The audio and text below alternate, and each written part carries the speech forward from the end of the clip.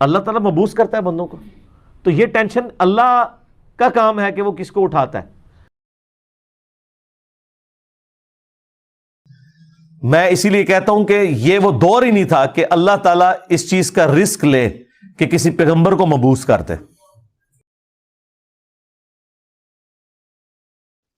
اللہ کے فضل سے میں نے جو سٹیٹس اویل کیا ہے اس دعوت کے عوض ختم نبوت کی برکت سے، اس طرح کا سٹیٹس انسانی ہسٹری میں بڑے کم لوگوں نے اویل کیا ہوگا. لیکن مجھ سے اگر کوئی آگے پوچھے، میرے سامنے کوئی جھکنے کی کوشش کرے، میرے پاؤں کو ہاتھ لگانے کی کوشش کرے، تو میں فوراً ڈر جاتا ہوں کہ یار یہ خدا کیا سوچے گا میرے بارے میں، مجھے آخرت کی.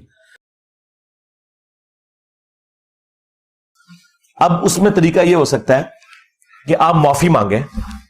ہاں، آپ نے معافی مانگ لی، اگلے بندے نے معافی نہیں دی، تو انشاءاللہ اللہ سے امید ہے قیامت کے دن اللہ تعالیٰ اس بندے کو کوئی نہ کوئی مدنی رشوت دے کر، یعنی کوئی جنت کا انعام دے کر راضی کر لے گا کہ اس کو معاف کر دو، کیونکہ آپ اپنا کام کر چکے.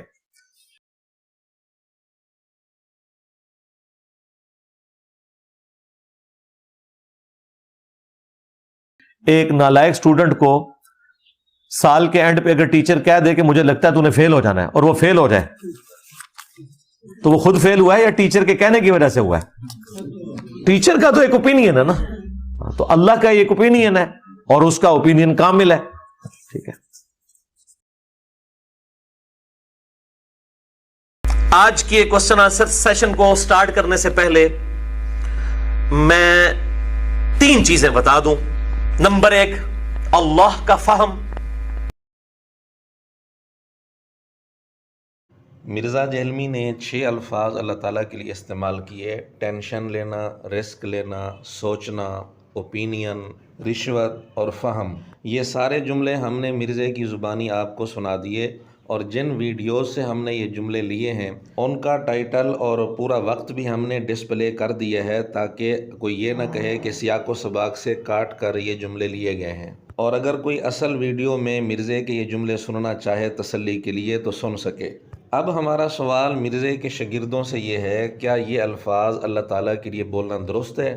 اللہ تعالیٰ کے متعلق یہ کہنا کہ نعوذ باللہ اس کو ٹینشن ہوتی ہے، یا وہ رسک لیتے ہیں، یا وہ سوچتے ہیں، کیا یہ جملے کفریہ نہیں؟ اسی طرح مرزا نے مدنی رشوت کا لفظ اللہ تعالیٰ کے لیے استعمال کیا کہ اللہ مدنی رشوت دے گا، اگرچہ اس نے مراد انعام لیا ہے، لیکن رشوت جو کہ ایک حرام کام ہے اس کی نسبت اللہ تعالیٰ کی طرف کرنا اور یہ لفظ اللہ تعالیٰ کے لیے بولنا، کیا یہ درست ہے؟ اسی طرح اللہ تعالیٰ کے لیے اوپینین کا لفظ بولنا، یہ کیا یہ درست ہے؟ اللہ تعالیٰ رائے بھی دیتے ہیں نعوذ باللہ. کیا رائے کا لفظ قرآن میں یا حدیث میں یا کسی صحابی نے یا کسی تابعی نے اللہ تعالیٰ کے لیے استعمال کیا؟ اسی طرح اللہ تعالیٰ کے لیے فہم کا لفظ بولنا، فہم بھی عربی کا لفظ ہے، کیا اللہ تعالیٰ کے لیے یہ لفظ کہیں قرآن میں، حدیث میں، کسی صحابی نے، کسی تابعی نے استعمال کیا؟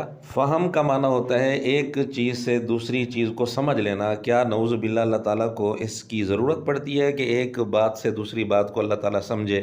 نعوذ باللہ. بہرحال یہ سارے الفاظ اللہ تعالیٰ کی شان میں بے ادبی ہیں، بلکہ کفر تک پہنچ جاتے ہیں. اب اگر مرزے کے اندھے مقلد یہ جواب دیں کہ یہ سلپ آف ٹنگ ہے، تو ایسے موقع پر جب ہماری طرف سے اس طرح کی بات بعض عبارتوں کے متعلق کی جاتی ہے کہ یہ غیر اختیاری طور پر جملے نکلے، سلپ آف ٹنگ ہے، تو مرزا ایسے موقع پر خود یہ جواب دیتے ہیں کہ پھر مان لو کہ یہ پاگل تھے، ہوش میں نہیں تھے، ان کو پاگل کہو. پھر تو مرزے کے شاگرد بھی ہمت کریں اور کہیں کہ مرزا اس وقت جب یہ جملے بول رہا تھا پاگل تھا. اور دوسری بات، ایسے موقع پر خود مرزے نے ہی اصول بتایا ہوا ہے کہ جب اعلانیہ اس قسم کے جملے کوئی کہہ دے، بے شک غیر اختیاری طور پر کہے، تو وہ تسلیم کرے کہ مجھ پر شیطان مسلط ہو گیا تھا. تو مرزا اعلانیہ ویڈیو میں آ کر تسلیم کرے، جب میں نے یہ جملے بولے تھے، چونکہ یہ کفریہ جملے ہیں اور مجھ پر شیطان مسلط ہو گیا تھا، اس لیے میرے زبان سے یہ جملے نکل گئے. یہ تسلیم کرے مرزا. اگر اپنے متعلق مرزا یہ جملہ نہیں بول سکتا ویڈیو میں آ کر، پھر دوسروں سے کیوں مطالبہ کرتا ہے کہ جی فلاں کو کہنا چاہیے تھا کہ تجھ پر شیطان مسلط ہو گیا تھا، توبہ کر؟ اس قسم کا مطالبہ دوسروں سے کیوں کرتا ہے؟ بہرحال اپنے اصول پر چلتے ہوئے مرزا ویڈیو میں آ کر اعلانیہ توبہ کرے، رجوع کرے، اور جن ویڈیوز میں یہ جملے موجود ہیں ان کو ڈیلیٹ کر کے اور ان جملوں کو کاٹ کر دوبارہ وہ ویڈیوز اپلوڈ کرے۔